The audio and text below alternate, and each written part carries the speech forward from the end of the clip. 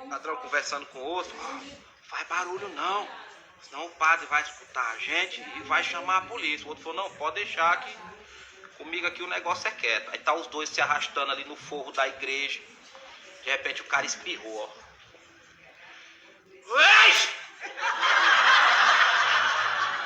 O padre escutou lá de baixo, falou, quem tá aí? Aí o ladrão, é nós. Falou, nós quem? Os anjos do Senhor.